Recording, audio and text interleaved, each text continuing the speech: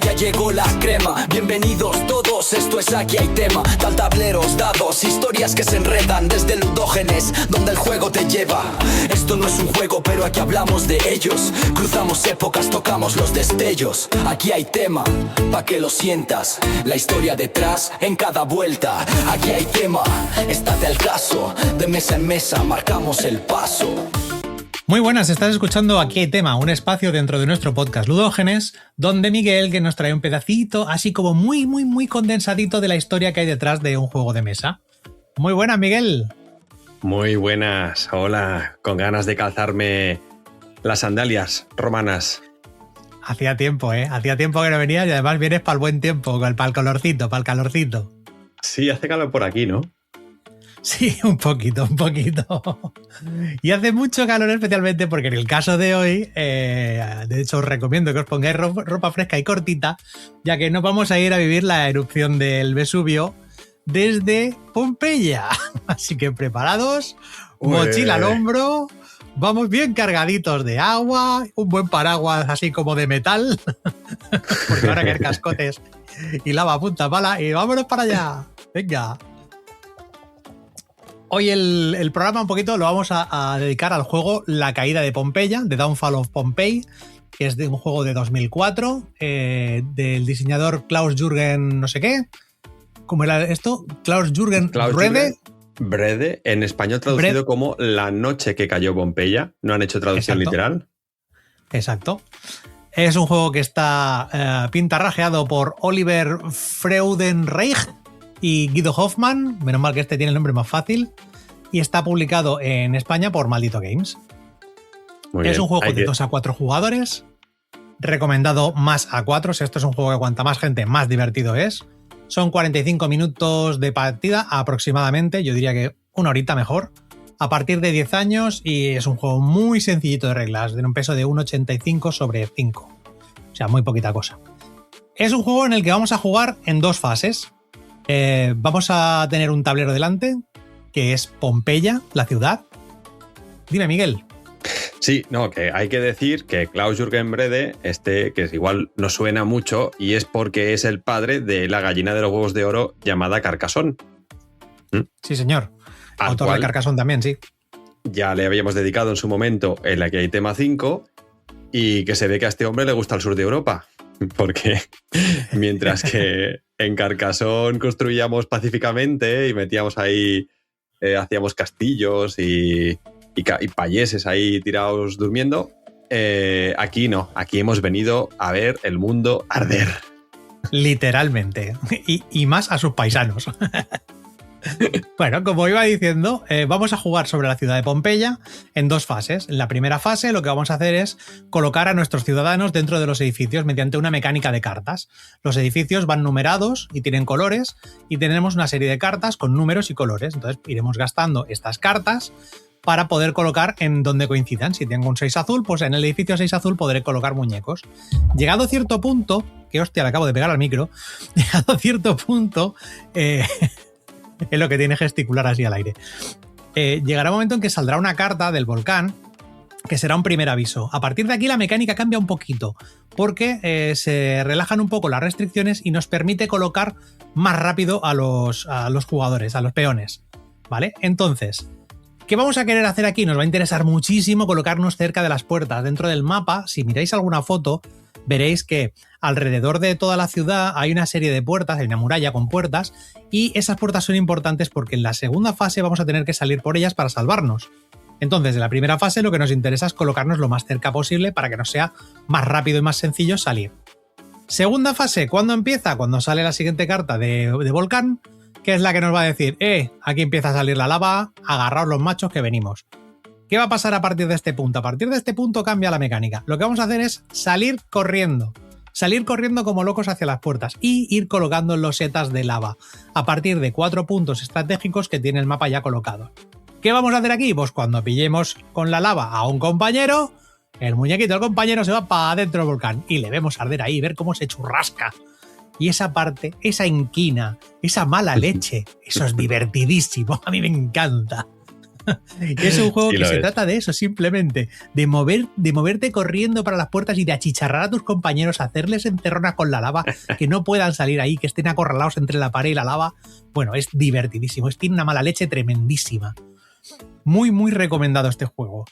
Pero claro, además este juego tiene una temática muy potente, que para eso está Miguel, que ha venido a explicárnosla. Muy bien, es nuestro objetivo, conocer la parte histórica y luego al final del programa volver al juego para ver si está bien implementada o no la parte histórica en el juego.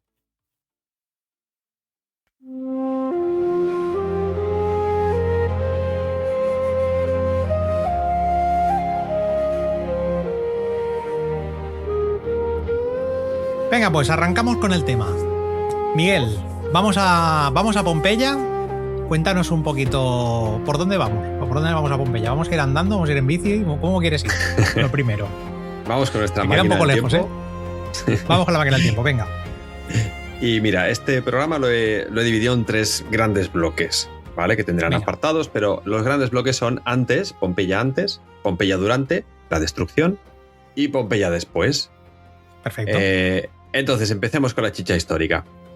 Cuando pensamos en el desastre relacionado con esta erupción, a todo el mundo le viene el nombre de Pompeya a la cabeza, ¿no? Es oír erupción del Vesubio y automáticamente, ¡pam!, Pompeya. Es como la marca comercial del siglo I.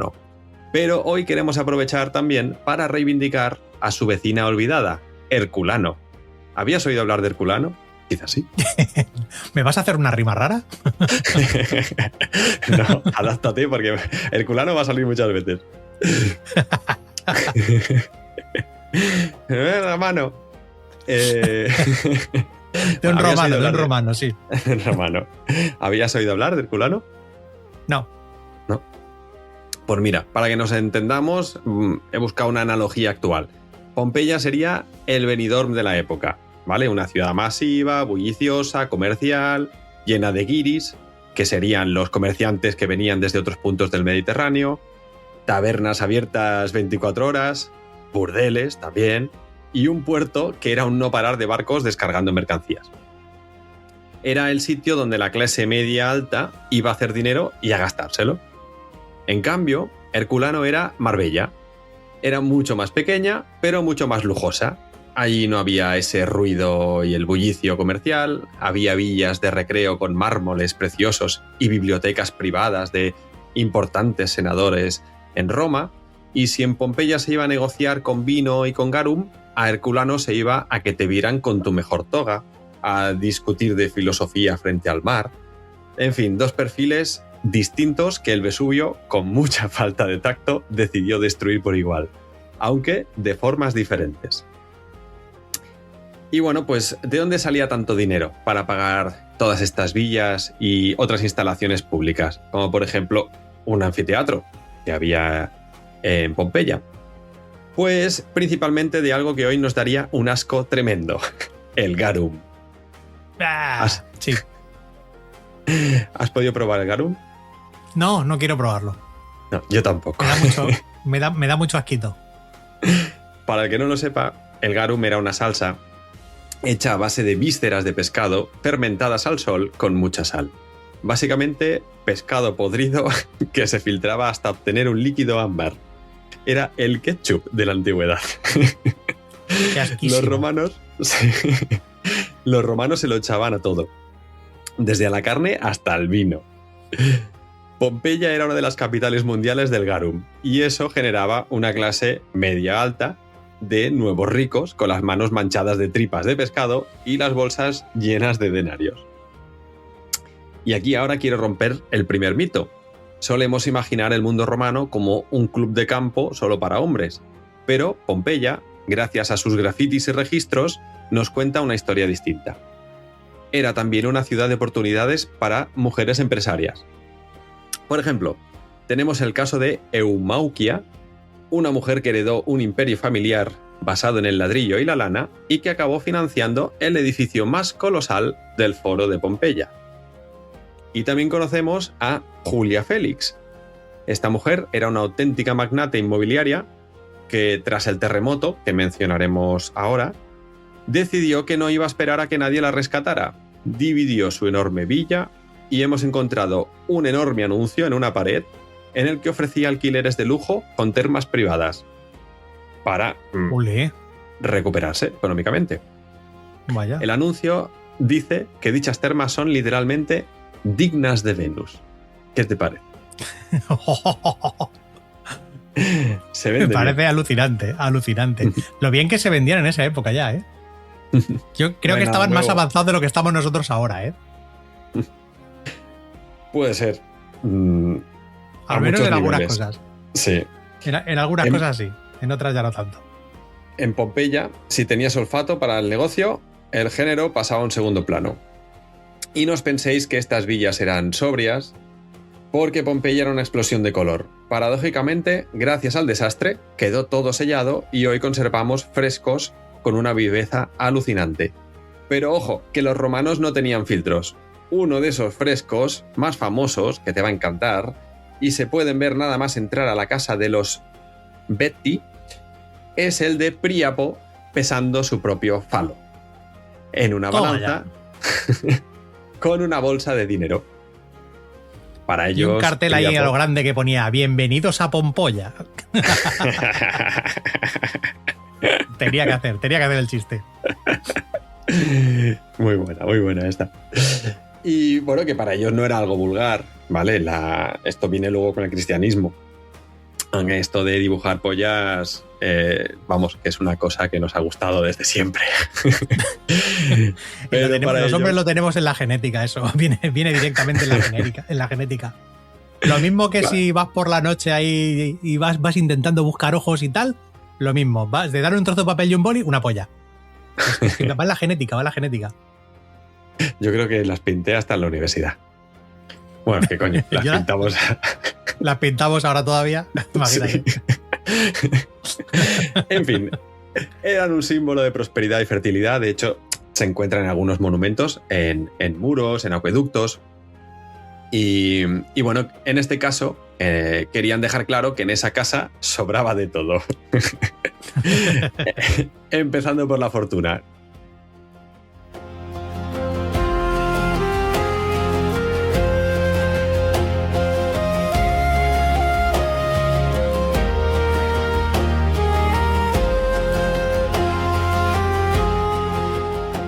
Venga ahí, siguiente sección, dice esto aquí, con las manos en la argamasa. ¿Esto qué es? ¿Qué me vas a dar? ¿A una clase de cocina o de construcción?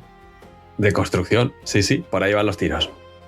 Mira, hemos dicho que en el juego la partida empieza con calma, colocando ciudadanos en edificios, pero en realidad en el año 79 después de Cristo, Pompeya era una ciudad llena de andamios y de ruidos de construcción. ¿Por qué? Porque 17 años antes, en el 62, un terremoto brutal casi borra la ciudad del mapa. Así que tenemos la ciudad todavía en reconstrucción. Tenemos relieves de la época. Allí muriéndose de envidia. Llega el terremoto y el Vesubio mirando así de reojo, ¿sabes? Del rollo. ¡Puah! Te vas a cagar la que voy a liar. Tenemos relieves de la época en los que se representa el terremoto y nos muestran el arco de entrada a la ciudad inclinándose y los templos del foro viniéndose abajo, o sea, relieves que nos muestran el momento del terremoto. ¿Y qué hicieron los romanos después de tal desastre? Que no por nosotros. Lo que mejor sabían hacer, reconstruir. Lo vieron como un mal presagio de los dioses, sacrificaron unos cuantos animales y levantaron edificios aún más grandes. A pensar creían que el terremoto... montaron una bacanal. También se le daba muy bien. En 17 años daba tiempo. Creían que el terremoto era un evento aislado, pero en realidad era el Vesubio desperezándose. Diciendo, verás, que yo no tengo prisa. Haz lo que quieras. Ir construyendo, que cuando vas construyendo más la voy a liar. Los pompeyanos estaban reconstruyendo su futuro sobre la chimenea de un volcán que llevaba 800 años dormido. Para ellos, el Vesubio era solo una montaña muy alta y muy fértil, llena de viñedos que daban un vino excelente para las bacanales. De hecho, el patrón de la zona era Baco, el dios del vino. Estaban tan tranquilos que en el 79, cuando el mundo se acaba, les pilla literalmente con el cemento fresco. Hemos encontrado casas en las que se estaban haciendo ahí la argamasa y se estaba arreglando las cositas. Y bueno, hablando del 79 después de Cristo, hay que hablar de un error que ha durado casi 2 milenios. Si vas a cualquier libro de texto, te dirán que la erupción fue el 24 de agosto. Eso es lo que ponían las copias medievales de las cartas de Plinio el Joven. Sin embargo, los arqueólogos empezaron a mosquearse, porque encontraban cosas que no encajaban con un agosto caluroso en el sur de Italia. Y podemos agrupar estas cosas fuera de lugar en 3 grupos. 1. Pues para empezar, aparecían restos de frutos de otoño, como granadas, castañas y nueces. Pero vamos, que si Plinio decía que era agosto, tenía que ser agosto. En segundo lugar, muchas víctimas llevaban túnicas de lana gruesa, nada apetecibles a 35 grados bajo el sol en Nápoles. Ah, no, y por que último, sea sadomasoquista. Demasiado sadomasoquistas juntos. Y por último, y más cantoso todavía, en muchas casas se encontraron braseros con muestras de estar siendo usados para calentar habitaciones.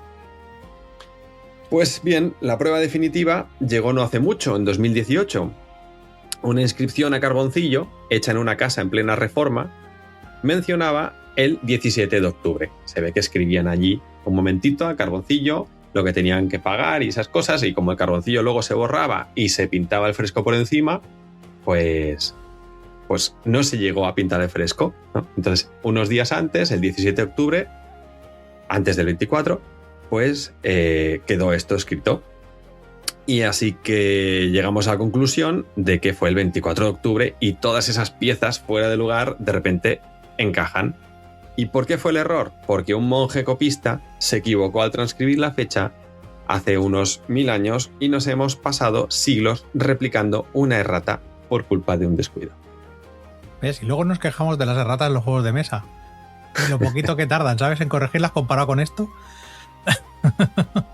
Sí, que luego sacan otra edición y las arreglan. Pero aquí no hay segunda edición de Plinio. No.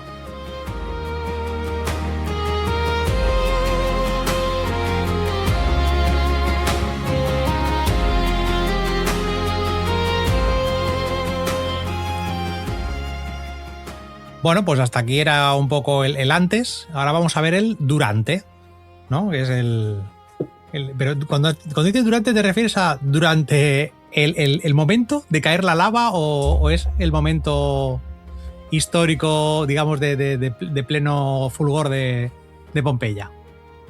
Durante la caída. Ah, durante la caída, vale. Sí, digamos la parte más de juego, o la segunda fase del juego. Vale. Pues venga, Muy dale. bien. Vamos a imaginar la escena, ¿vale? Vamos a poner musiquita de fondo de una mañana tranquila de octubre, en la que empiezan a pasar cosas raras. Los pájaros dejan de cantar, los perros aúllan, las fuentes se secan de golpe y empiezan a notarse algunos temblores en el suelo. La gente está en el foro, los panaderos sacando el pan, que por cierto se encontró carbonizado en los hornos, y de repente un estruendo que se oye a kilómetros. Es el Vesubio. Y no está escupiendo lava al principio. Lo que hace es lanzar una columna de gas y piedra pulverizada a 32 kilómetros de altura. ¿Qué va? Ese ruido son las manos de aquí, el DAE, frotándose porque la va a liar parda metiendo gente en el volcán. Y aquí es donde el juego empieza a ponerse tenso y DAE feliz. Esa columna colosal empieza a enfriarse y a soltar ceniza. Y lo que llamamos piedra pómez o pumita. Que no me digas que no parece el apodo de un cantante de flamenco. Erpumita. Erpumita. Cántate algo por solear, yo. Este momento en el juego se traduce en que las losetas de lava empiezan a aparecer y a bloquear el paso. Y aquí nos encontramos con un gran mito, porque en realidad no fue la lava lo que acabó con Pompeya y los pompeyanos. Fue una lluvia incesante de piedrecitas blancas y ligeras. Parece inofensivo, ¿verdad? Piedra pómez, con lo que nos rascamos la piel, muerta de los pies. Pero, ¿realmente era tan agresivo esto? Pues no mucho. Más o menos como si te cae un corcho en la cabeza. Y ese fue el problema.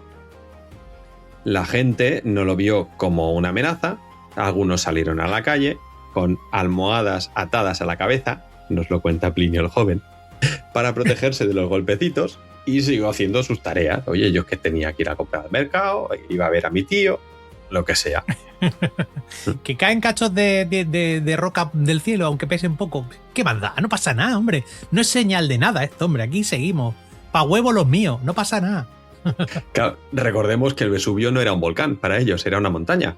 Entonces muchos pensaron, bueno, esto es una lluvia rara de piedras ligeras, yo me quedo en casa a esperar que pase. Y estos también la cagaron, porque el Vesubio escupía a un ritmo de 15 centímetros por hora y cayeron toneladas durante 18 horas. En poco tiempo, Madre.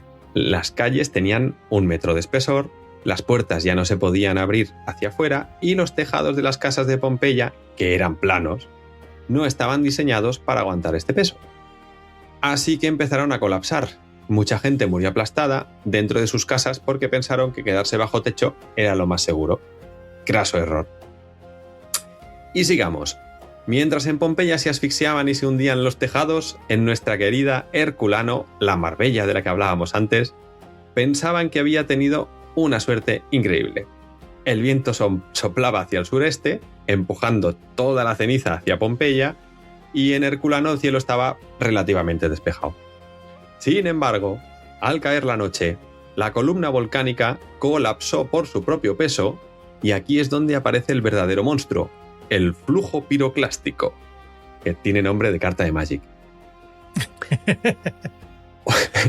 Una avalancha de gases tóxicos y ceniza a más de 500 grados de temperatura que bajó por la ladera a 100 kilómetros por hora. A 100 kilómetros por hora, la hostia. Claro, colapsa, imagínate toda una columna que llega un momento en el que pesa tanto, colapsa, se cae, unas piedras empiezan a apretar a las otras y baja por la ladera en dirección a Herculano. Madre. A esto les pilló y no le daría tiempo ni a respirar. No, los habitantes de Herculano corrieron hacia la playa cuando empezaron a ver esto y se refugiaron en los fornici, que eran los almacenes portuarios, no fornicadores. Seguro que eran almacenes portuarios, sí. Sí. Donde se guardaban las barcas. Pensaban que el muro de piedra y la cercanía al agua los salvaría, pero el calor era tan extremo que no les dio tiempo ni a sufrir. En los años 80 se encontraron 300 esqueletos allí mismo. El choque térmico fue tan bestial que sus cerebros se cocieron instantáneamente y en algunos casos se convirtieron en vidrio, se vitrificaron. ¡Wow! Literalmente sus cráneos explotaron por la presión de vapor. Es una imagen dantesca que nos recuerda que no somos nada ante las fuerzas de la naturaleza. Pero nada, ¿eh? Madre mía. Yo decía, digo, si se metieron al agua acabarían hervidos, porque vamos, el agua también hierve súper rápido. Sí.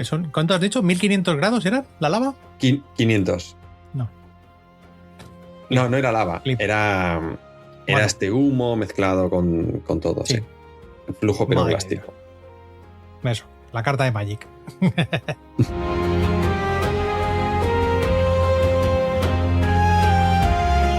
Bueno, y tenemos un héroe. Héroe del día. Y no me digas que ahora va a venir aquí el hombre de hielo a apagar el volcán. Que no me lo creo. Ya les habría gustado. No, es un héroe. Es un héroe. Al menos le hubieran pedido unos heladitos o algo. Para refrescarse. Un rebujito. Es un héroe porque dio un paso al frente. Mira, y os estoy hablando de Plinio el Viejo. En medio de este caos aparece una figura de esas que nos encantan. Este hombre era el jefe de la flota romana en Miseno, al otro lado de la bahía. Era un científico, un naturalista y sobre todo un hombre de acción, un action man. Cuando vio la nube, su instinto de culo duro le dijo que aquello era un fenómeno digno de estudio y se debía acercar a verlo. Pero recibió un mensaje de auxilio que portaba un sirviente a caballo. Era de una buena amiga suya con nombre de medicación por vía rectal, Rectina. Rectina tenía su villa al pie del volcán. Algunos caminos habían quedado bloqueados y su única salida era el mar. Plinio no se lo pensó dos veces, ordenó sacar las cuatrirremes, los barcos de guerra más grandes, no para mirar, sino en misión de rescate, y diciendo antes de partir: «La fortuna favorece a los audaces». Un poco quijotesco este Plinio. Sí, un poco.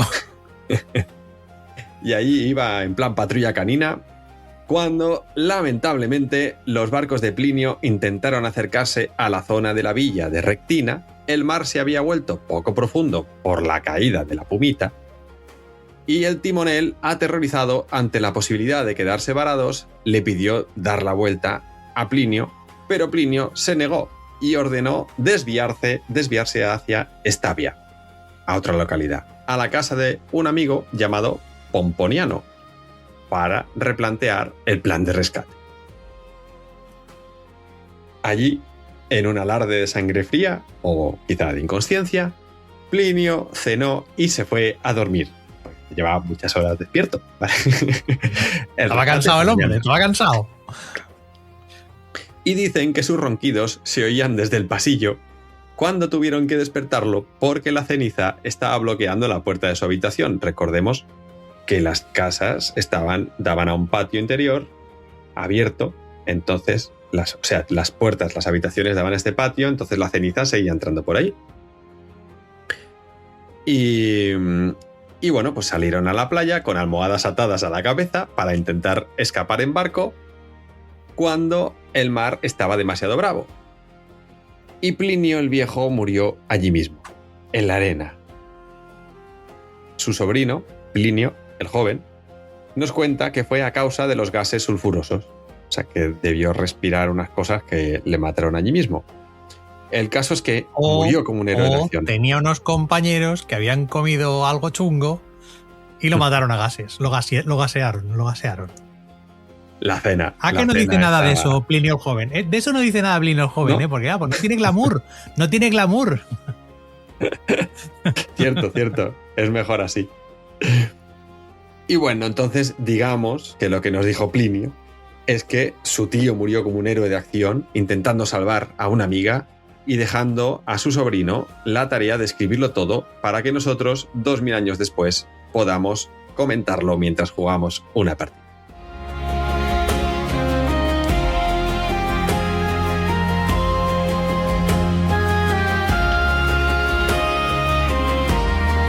Muy bien, pues ya sabemos de dónde venimos, qué es lo que ha pasado y vamos a ver cómo está la cosa después. O sea, ¿qué pasó después de todo esto?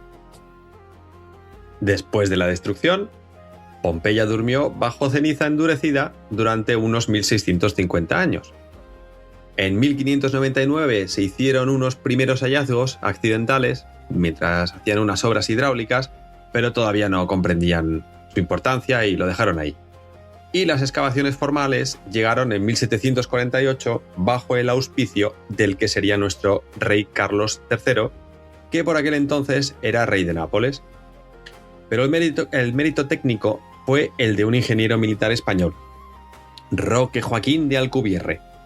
Alcubierre fue el primero en excavar sistemáticamente tanto Herculano como Pompeya. Al principio no buscaban historia, buscaban tesoros y estatuas para decorar los palacios reales. Pero sin quererlo, pusieron la primera piedra de la arqueología moderna. Con técnicas y inevitablemente pues encontrabas información que te llevaba a sacar conclusiones. Se calcula que hasta ahora solo se ha excavado un 60% de Pompeya. El resto sigue ahí, debajo, esperando su turno. Eso sí, lo que ha salido a la luz es oro puro, casi como tomar una instantánea de la cotidianidad del pasado. Por ejemplo, entrando a la llamada Casa del Poeta Trágico, se ve en el suelo el famosísimo mosaico del Cave Canem. Cuidado con el perro. Es el antepasado directo de los carteles que ponemos hoy en nuestras vallas. Pompeya nos grita que aunque hayan pasado 2000 años, no hemos cambiado tanto. Seguimos queriendo ir a casas lujosas, seguimos haciendo bromas verdes en las paredes y avisando a los visitantes con malas intenciones de que el perro muerde. Otro aspecto bien famoso son las figuras humanas en posturas imposibles, casi de película de terror. Esto seguro que también lo has visto en alguna ocasión, ¿no? Sí, esto sí.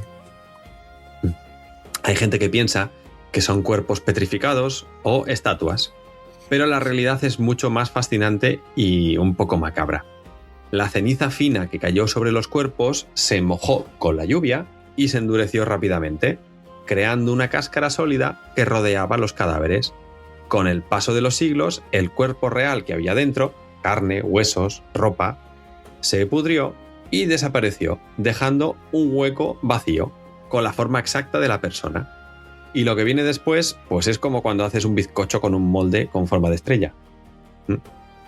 En 1863, un arqueólogo llamado Giuseppe Piorelli tuvo una idea brillante. Hizo un pequeño agujero en esa roca de ceniza y a través de él inyectó yeso líquido. Esperó a que se secase y luego rompió la cáscara de ceniza. Y ¡pum! Lo que pareció fue el negativo de la tragedia, la postura exacta de la muerte, el gesto de protegerse la cara, incluso los pliegues de la túnica o los cordones de las sandalias. No vemos el cuerpo, lo que vemos en realidad es el vacío que el cuerpo dejó en la historia.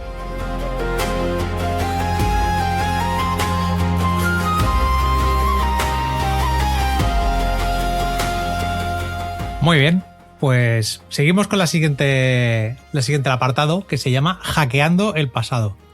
A ver, ¿qué me vas a sacar ahora aquí? No me digas que vamos a ir ahora con ordenadores a hacer cosas raras. Más o menos, estamos haciendo cosas muy raras con ordenadores, si nos paramos a pensar. Con la IA. Eso es. Y si Pompeya nos dio las formas, Herculano nos está dando las palabras. Recordar que en Herculano el calor fue mucho mayor, y en una de las mansiones más impresionantes, en la llamada Villa de los Papiros, se encontró una biblioteca entera de rollos de papiro. El problema es que con el calor del flujo piroclástico, los rollos no se quemaron hasta hacerse ceniza, sino que se carbonizaron. Es decir, se convirtieron en cilindros de carbón negro tan frágiles que si intentas abrirlos se deshacen al momento en tus manos. Entonces, durante 200 años han sido como el santuario prohibido de los historiadores. Sabíamos que allí había sabiduría perdida, pero no podíamos leerla ni tocarlo ni nada. Pues bien, esto ha cambiado hace nada. Gracias a una competición llamada Vesuvius Challenge, se ha usado inteligencia artificial y rayos X de alta resolución, y la IA es capaz de detectar cambios microscópicos en la textura del papel donde estaba la tinta. Y funciona. Estamos leyendo textos filosóficos que nadie había leído en 2000 años. Fragmentos, wow. ¿Vale? Al menos. Es como si hubiéramos encontrado un disco duro de la antigüedad y por fin hubiéramos dado con la manera para entrar. A mí me parece fascinante. Me parece alucinante a mí también. Para que os hagáis una idea de lo que estamos rescatando de esos papiros carbonizados, he seleccionado un fragmento de un filósofo llamado Filodemo de Gadara, y lo que escribía es sorprendentemente cercano. En uno de los rollos recuperados, Filodemo habla sobre el placer y la abundancia, y dice algo así como: en el caso de los alimentos, no creemos que las cosas que son escasas sean absolutamente más placenteras que las que son abundantes. Básicamente, estaba diciendo que el ravioli con la esferificación de guisantes de Ferran Adrià no tiene por qué ser mejor que el huevo frito con patatas de tu madre. Básicamente, sí. ¿Tú qué opinas? Yo opino que Filodemo y su amigo Mortadelo hacían cosas muy divertidas, ¿eh? Pero filosofando no lo veo filosofando, ya son dos. Y bueno, para ir acabando, si con el 60% que nos ha dado Pompeya tenemos todo este despliegue, ¿qué esperamos encontrar en el 40% que queda, que sigue bajo tierra? Pues los arqueólogos, las arqueólogas están entusiasmados por 3 razones. 1. La vida cotidiana de los invisibles. Casi todo lo que hemos encontrado hasta ahora, son grandes villas de ricos. Se espera que las nuevas excavaciones nos enseñen cómo vivía la gente humilde, los esclavos, los trabajadores, en sus barrios menos nobles. 2. Más bibliotecas. Podríamos encontrar obras perdidas de autores como Tito Livio o incluso poemas desconocidos de Virgilio. Y 3. ahora tenemos tecnología no invasiva y cada vez más.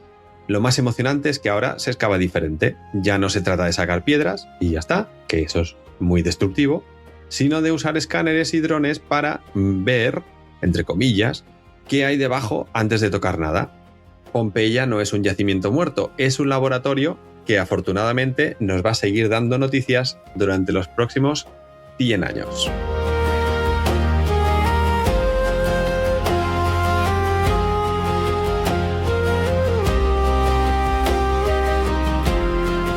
Muy bien, pues ya sabemos de dónde venimos, qué pasó durante ese día, que hubo un héroe, sabemos todo lo que estamos haciendo ahora para averiguar más cosas y ya conocemos un poco la historia del Vesubio de Pompeya. Pero ahora toca volver al juego. Volvemos al juego en la caída de Pompeya, que esto es lo que a mí me gusta. ¡Ña! Bueno, pues el juego, podríamos empezar comentando la portada, si te parece. La portada del juego podemos ver... Sí, dime. Estoy un poco empachado, también te digo. De garum y de ceniza. Ya, es que es un poco indigesto el garum. La ceniza va mejor, es bastante ligera. Te puedes dar un poco con piedra pómez ahí en el pie, si eso, para ir, ¿sabes? Para ir haciendo tiempo. Me siento mejor. Pues, sí, mucho mejor. En la portada del juego lo que vemos básicamente es el Vesubio al fondo y lo vemos desde un ángulo que es visto desde una calle en la que en los laterales se ven casas romanas y hay un montón de gente que está saliendo corriendo hacia el que está mirando, ¿vale? Hacia ti. Hay un señor que lleva un papiro en la mano, que aquí off the record yo decía, hombre, a lo mejor este podría ser Plinio, ¿no? El que nos había dejado toda la historia escrita, pero Miguel discrepaba del tema. También hay gente que está mirando hacia el Vesubio y hay una señora que está así como tapándose la boca, que supongo que sería por los gases o por lo que sea. Muy en el arte de la época, o sea que es muy, muy correcto y me parece bastante guay. Se ve también una nube enorme de ceniza salir del volcán y sobre esta nube pues está el título, ¿no? La caída de Pompeya, Klaus Jürgen Rede.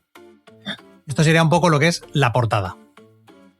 Vale, sí, y además me parece perfecto porque muestra esa amenaza, ¿no? Está el humo negro, el cielo rojizo, la composición en sí, hay tensión, pero aún no ha llegado el peligro. Y la ciudad, sin embargo, ya está condenada. Ya está, chao, se activó. Entonces, pienso que Pompeya sale bien representada, quizá le falte color a los edificios, pero, por ejemplo, el enlosado de la calle, he estado viendo vídeos porque, por desgracia, no he podido ir allí, y el enlosado de la calle por donde iban los carros está súper bien. Refleja muy bien lo que se puede encontrar hoy en día el visitante. Y hay un detallito que me he dado cuenta en el último momento, ya antes de empezar a grabar, que me ha parecido de nota. Si nos fijamos, y animo a la gente a que busque la imagen de la portada, aunque la tenga conocida, hay un pompeyano que está de espaldas. Hay un señor que está subido a una piedra. Sí, unas piedras que cruzan la calzada y van de acera a acera. Eso era así. Y esa especie de paso de cebra, que no lo era, tenía varias funciones curiosas. Servía para cruzar de un lado a otro, para no ensuciarse pues, con las heces y los orines de los caballos, o con los fluidos que la gente tiraba desde sus casas, de la limpieza, y además permitía cruzar a otra altura cuando llovía y la calzada se encharcaba. Además, servía también para que los carros tuvieran que bajar de velocidad, algo así como los badenes, porque se había estandarizado la anchura del eje de los carros de la región. Estas piedras no se ponían así sin más, sino que siempre se ponían del mismo tamaño, a la misma distancia. La ingeniería romana es un pasote, y entonces el conductor del carro tenía que bajar la velocidad para no quedarse sin ruedas. O sea, fantástico. Y que eso lo hayan representado en la portada ya tiene nota, ¿eh? Es para darle un aplauso aquí al ilustrador. Vaya, sí. A los, que son varios. Sí. Ahora, ya hemos visto que la gente tampoco reaccionó así al principio, ¿no? O sea que esta alerta que nos pone en tensión, bueno, realmente no fue así. Porque está representando un poco las dos fases del juego, ¿no? En la primera, digamos, sería en la parte más bien final de la primera, que es en el corre-corre, ¿no? Y luego ya la segunda es el largado de aquí, que viene la lava y llega el DAE y os puede meter a todos en el volcán, básicamente. Sí, de Pero hecho, bien, yo creo que la portada está muy, muy bien conseguida. hay un subtítulo que es Can you escape the inferno? ¿Es escapar de este infierno? Está muy bien. Yo creo que la portada encaja muy bien con el juego. Va Sí. perfecto con la temática, va perfecto con la mecánica. Está muy bien. En definitiva. ¿Pasamos al tablero? ¿Te parece? Pasamos al tablero. Espera, que me voy a poner aquí una imagen para tenerlo más fácil. Vale. Mientras vas buscando, os animo también a buscar imágenes del tablero para sacarle más jugo a esta sección. Y es que el tablero no muestra un mapa cualquiera para parecer simplemente un juego de romanos. El diseño de las calles y sobre todo la ubicación de las puertas en la muralla es bastante fiel al callejero real de Pompeya. Cuando estás agobiado intentando sacar a tus ciudadanos por la puerta de Herculano o la puerta de Nola, estás usando las mismas vías de escape que se colapsaron hace 2000 años. Es decir, no he puesto esta salida aquí porque mecánicamente me interese, sino que me he adaptado a la realidad a la hora de hacer este mapa. Y aunque hay alguna... Sí, más o menos clavado. Hay alguna que está igual más separada o más cerca, pero muy bien. Y algunos edificios públicos, como el teatro o el anfiteatro, están ubicados donde tienen que estar. En la esquinita aquella del mapa inferior derecha, allí están en la realidad también. Y aunque hay alguna que otra... Dime. Yo voy un paso atrás, ¿no? Tú dices que está muy bien ubicado. Yo digo que chapó por ubicarlos, o sea, chapó por meterlos, porque podían haber hecho simplemente casas y quedarse tan panchos. Es decir, estos son las casas de la gente y tienen que salir de aquí y ya está. Pero es que han metido los edificios públicos, han metido sitios importantes, lugares de interés, y además si encima los han colocado, aunque no sea exactamente en el sitio, los han colocado más o menos, oye, es de nota, es que es de nota. Sí. Hay alguna que otra simplificación, pero está claro que el mapa se ha hecho con la intención de mantener cierto rigor histórico. Lo cual lo aplaudimos mucho. Sí. Lo que más me gusta es cómo se refleja la progresión del desastre. Y justamente sería lo históricamente más criticable, ¿no? Pues la primera fase, la de colocar gente, esa fase de calma de la que hablábamos, que es en la que tú vas construyendo tu red de meeples, de personajes, van metiendo la gente en los edificios, confiando que el Vesubio pues, es solo una montaña bonita al fondo. Y cuando sale la segunda carta del 79 después de Cristo, se activa el Vesubio, el juego da un giro y ya no importa cuánto Garum hayas vendido ni cuántas villas tengas, solo importa quién llega a la salida. Entonces, Dai, ¿cuál crees que será la pega temática más grande que le voy a poner a esto? Pues a ver si aciertas. Por pega no lo sé. Yo iba a decir que para mí encaja bastante, porque cuando sale la primera carta de Vesubio te quita un poco las restricciones y te permite colocar más de esto, ¿no? Con lo cual se podría entender esa primera carta como el, hostia, empieza a caer ceniza. Pero la gente se pone la almohada en la cabeza y siguen allí a su puto rollo, ¿no? Muy bien. Entonces, pues sí. Cuando sale la segunda carta es cuando entonces, ¡boom!, te cae todo y ahí es cuando ya se lía gorda. Con lo cual, para mí, históricamente, creo que encajaría bastante. Muy bien. Al menos la idea. Me gusta la reflexión, exacto. Para mí la pega más grande es precisamente lo que hace el juego más divertido, que es la mecánica de losetas de lava, porque ahora ya sabemos que lo que cayó en gran parte fue ceniza y piedra pómez, y si en el juego cambiáramos la lava por piedra pómez, pues no sería lo mismo. Claro. La lava transmite sensación de avance en una ratonera, mientras que la ceniza pues cambiaría la mecánica por algo que ejemplificara el quedarse sepultado todas partes a la vez y de manera más o menos homogénea. No es lo mismo, ¿verdad? No es lo mismo. Y bueno, también supongo que porque siempre se ha explicado pues, que el Vesubio entró en erupción y tal y no sé qué, y aquello se quedó sepultado. Lo que te viene a la cabeza en un volcán es la lava. La lava es lo primero que te viene a la cabeza, ¿no? Todo el mundo que piensa en un volcán se imagina la típica montaña escupiendo fuego para arriba. Pues es eso. Por eso supongo que metieron la lava aquí, aunque no sea históricamente 100% correcto. Claro, en este caso tenemos que perdonar la licencia en pro de la diversión. Exactamente. Y que además es muy divertida. Churrascar gente ahí. ¡Ah, venga! Sí, justamente ahí voy. Lo último que nos quedaría por comentar es el volcán. He leído a gente que critica el volcán de plástico porque dice que lo ve algo infantil en mesa. a mí me parece que aporta inversión y que da mucho juego cuando coges el meeple de un rival y lo dejas caer dentro del volcán. Y suena allí, cataclac, cataclac. A mí me encanta, Yo creo que está muy bien tener el volcán ahí, hombre, le da un toque muy chulo. Sí. ¿Es innecesario? Sí, es totalmente innecesario. O sea, para la mecánica del juego, bien puedes coger las fichitas y meterlas en una bolsa y ya está. Pero el volcán es lo guay, hombre. Es la representación de se han quemado ahí, se han churrascado. Ahora bien, respecto a lo que nos ocupa, que es mirar si está bien, si no, pues el Vesubio realmente está bien ubicado, está en la dirección en la que tendría que estar, aunque en realidad estaría más lejos, no estaba tan cercano, tan pegado, digamos, a Pompeya, y evidentemente sería proporcionalmente mucho más grande que la ciudad. Ahora, pues, claro, pero había que meterlo en algún sitio. No vamos a tener un tablero de 3 metros. Exacto. Hay que hacer un pacto de ficción entre juego y jugador y que la producción pues, se nos iría de las manos. En definitiva, creo que The Downfall of Pompeii es un juegaken para sacar a mesa prácticamente a cualquiera. Es rápido, es cruel y después de lo que hemos contado hoy, espero que cuando lo juguéis miréis esas maderitas de colores con un poco más de cariño. O de asquito, porque son personas comiendo garum. Hombre, pensad en Rectina, esperando el barco que nunca llegó, en Plinio el Viejo roncando, o en ese obrero anónimo que escribió una fecha en la pared sin saber que estaba corrigiendo el futuro. También.